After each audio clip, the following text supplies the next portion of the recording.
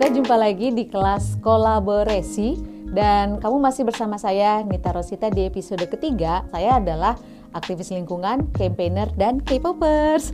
Tepatnya saya adalah BTS ARMY, biasnya adalah Kim Seokjin.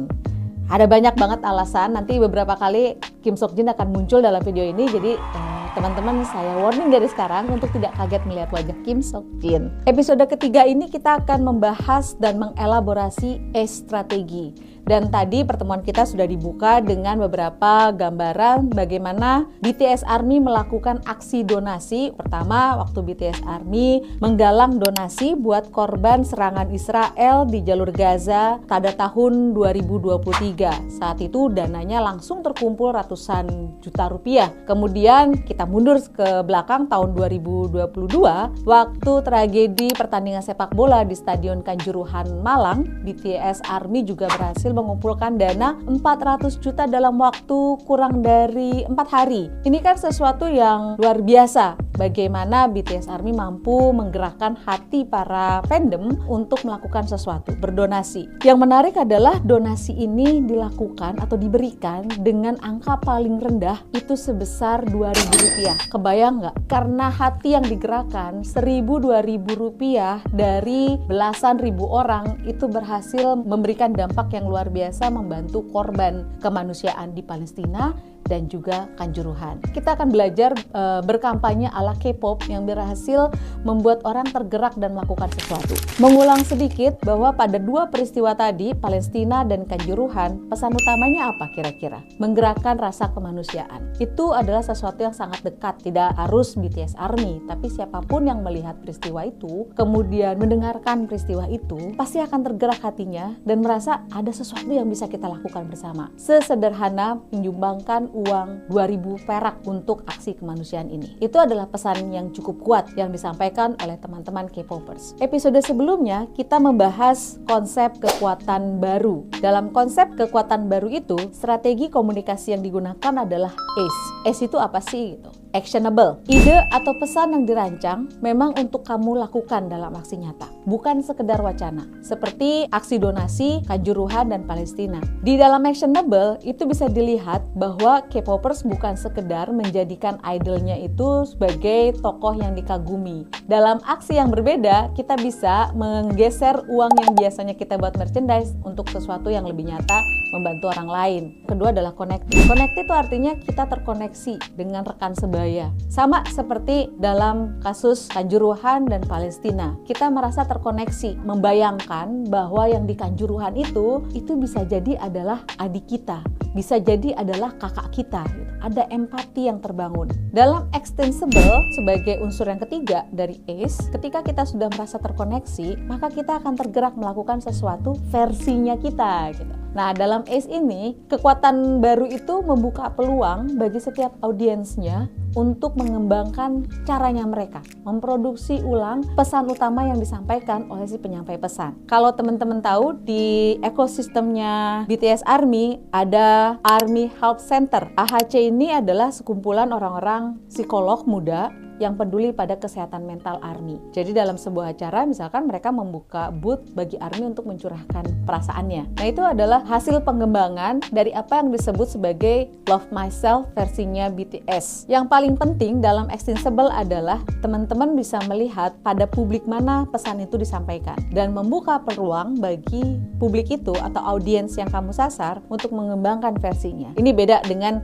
karakter kekuatan lama dalam tanda kutip yang sangat struktural. Tapi dalam sebuah kekuatan baru, pesan itu dikembangkan versinya mereka, yang penting kerangkanya sama, pesan utamanya sama. Kita refleksi sebentar ya untuk kampanye-kampanye yang biasa kita lakukan. Bagaimana? Apakah sudah ACE? Atau semuanya top down? Tidak boleh bergeser dari aturan strategi komunikasi sebuah organisasi. Tadi kita bicara soal logo, tone warna harus sama. Nah, itu terstruktur sekali. Sementara kalau kita bicara soal soal gerakan K-pop, nggak ada yang seperti itu. Barangkali cara K-pop ini kita bisa jadikan referensi ke dalam melakukan kegiatan aksi bersama gitu. Sayangnya kalau dalam kekuatan lama, masalah branding perusahaan atau branding organisasi itu menjadi hal yang sangat utama untuk diperhatikan. Padahal bisa jadi karena kita terlalu saklek pada urusan strategi komunikasi yang ditentukan oleh organisasi, kita malah jadi nggak luwes ketika mau menggerakkan publik. Karena kita sedang menjelaskan tentang ACE, mari kita preteli lagi studi-studi kasus dari 3 episode sebelumnya tentang ACE ini ya. Pada kampanye Drop Call dari K-pop for Planet,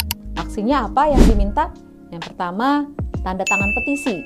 Mereka berhasil mengumpulkan lebih dari 10.000 tanda tangan dari K-popers di Indonesia maupun di Korea Selatan dan dunia untuk disampaikan dalam surat terbuka kepada manajemen di kantor pusat Hyundai di South Korea, Korea Selatan.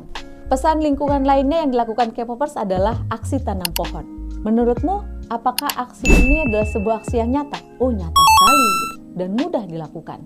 Entah kamu datang langsung untuk tanam pohon, mengotori tanganmu, beraksi langsung nanam pohon, atau kamu berdonasi untuk lembaga lain menanamkan pohonmu, itu sesuatu yang nyata.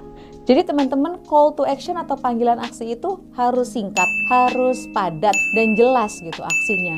Jadi ingat, sesuatu yang kita bisa lakukan atau aksi nyata adalah sesuatu yang kita bisa lihat dalam keseharian, yang mudah dilakukan, semudah kita ketika bilang soal penghematan energi adalah mencabut listrik atau colokan listrik ketika tidak dipakai. Semudah itu kita bisa mengajak orang untuk melakukan aksi yang nyata. Ketika kita bicara soal connected, itu artinya ada keterhubungan kita dengan isu dan kedekatan kita dengan si penyampai pesan. Untuk fandom, yang menjadi referensi mereka adalah omongannya si idol, tingkah lakunya idol, pakaiannya idol. Seperti yang teman-teman lihat di visual kita, itu adalah gambar Kim Sok Jin bagaimana kita bisa menerjemahkan pakaian dia dari sendalnya sampai rambutnya, itu kita bisa ngomongin soal isu lingkungan yang ingin disampaikan Kim Sok Jin. Kemudian juga BTS menunjukkan sesuatu yang sama dengan ARMY, bagaimana BTS memberikan $1 juta untuk gerakan Black Lives Matter. ARMY kemudian match a million, artinya menyamai uang donasi itu seperti BTS. Sebagai balasan, BTS memberikan sumbangan juga yang sama besarnya atas nama ARMY baru-baru ini kepada UNICEF. Connected itu bukan hubungan monolog antara idol dengan fandomnya atau fandom dengan idolnya, tapi ada sebuah dialog. Itu hubungan yang luar biasa terkoneksi yang bisa kita ambil sebagai referensi bagaimana ketika kita bicara dengan komunitas kita gitu. Bagaimana kamu berharap komunitas akan mengikuti kata-katamu ketika kamu tidak menunjukkan apresiasi terhadap apa yang mereka lakukan. Ini soal membangun koneksi, bagaimana juga dengan membangun kepercayaan. Terakhir, ketika kita sudah membangun kepercayaan dan konektivitas, maka kita bisa membuat ruang yang lebih luas bagi audiens, bagi partisipan kita untuk mengembangkan pesan yang kita sampaikan. Terserah caranya seperti apa. Yang penting goalnya sama gitu, objektifnya sama. Terakhir teman-teman, untuk episode kali ini saya mau menantang kamu untuk mencari satu pesan utama dan bagaimana kamu bisa mengembangkan pesan utamamu menurut strategi ACE tadi.